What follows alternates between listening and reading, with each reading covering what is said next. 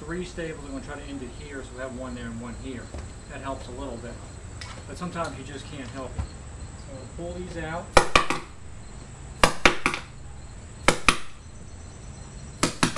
Okay.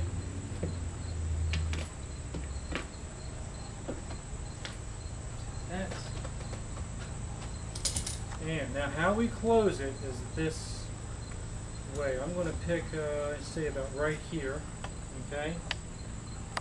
Straight on, right? Now I'm going to come back some here. I'm about 1.5 inches away, right?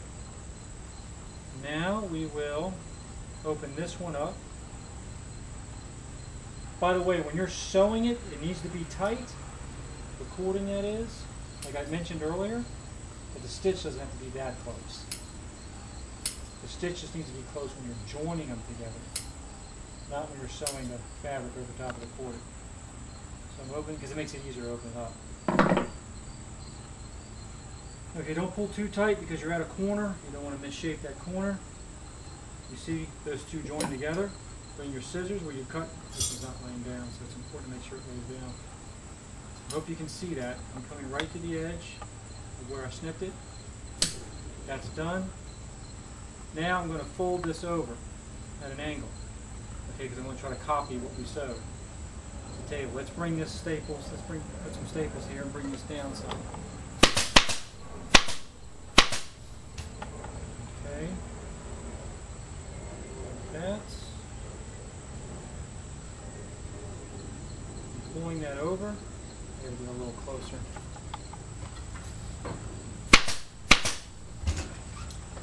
Hoping that's a better angle for you. This is the stitches.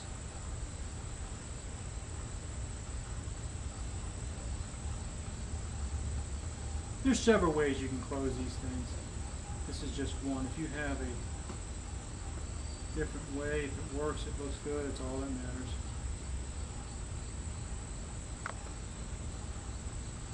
I think it looks pretty good. I'm riding up on top of that cording.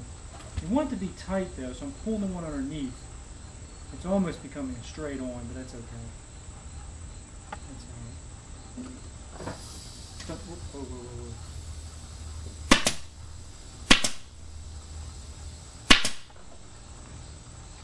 That looks pretty good.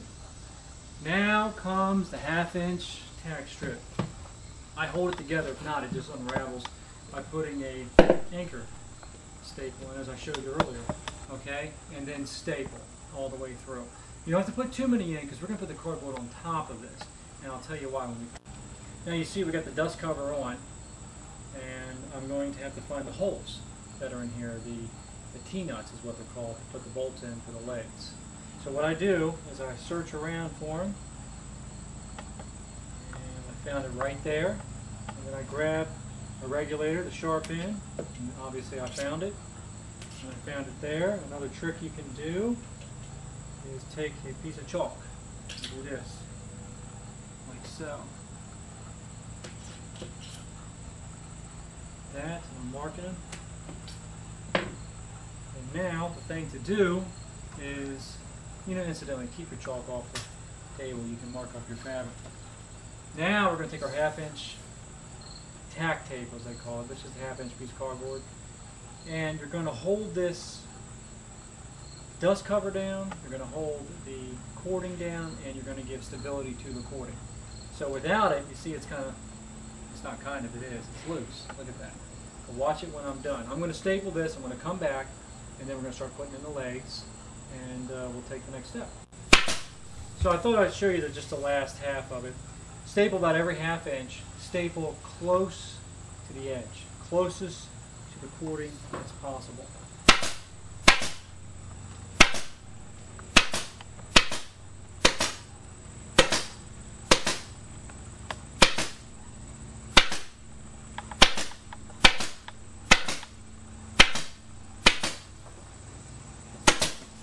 Alright, the difference in the cording feel is this. Look at that. See, that's really put in place. It's really nice now, so it's obviously permanent. Now another reason why I put the cardboard on top One time I had a client in Washington, D.C., and I didn't put the cardboard on top. I put the cardboard on, but I put the dust cover over top. And then from a distance, you could see just, it was a very, very nice law office, and you could see in the back of the sofa the dust cover protruding underneath. Just a little bit. I mean, just a little bit, just about this much. But it drove her nuts, and I understand. Everything was perfect inside. The job was great. She loved the job, but she wanted that. So I learned, I said, from now on, I want to put the dust cover underneath the cardboard, and that will hold back the black fabric. So that solves that problem. That helps a lot. So if you do that, you turn it over, and at a distance, you may not see your dust cover. The chances are much better off. So now that we have the holes here, obviously we're going to put these back in. Get those through. Now you might have, I'm not going to show you putting these in, I think you know how to do that, but you might have a problem when you get down to your cording area about turning this, so just be careful with it. You could put these on first, then put your cording and cut around the leg, the half-inch excess that is, but that's too much work, you know, so if you can just carefully put on these legs, meaning screwing them down in there. Once you get down to your cording, be careful with it. You're going to be just fine. So I'm going to put these on. Okay. So what I did is I put the screws in here to hold down the legs, even though I know it has the bolts to twist in. But when it arrived here, they were all like this and that. So I figured it'd be best to professionally screw them down so they're not only bolted but they're screwed. They're not going anywhere now.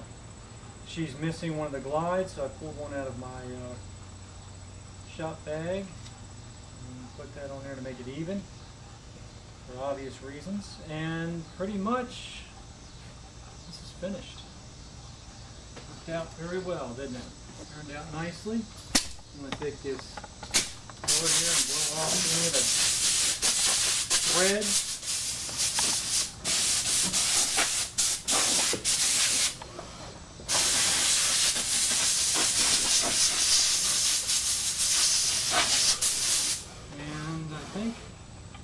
That's it. Now what we can do,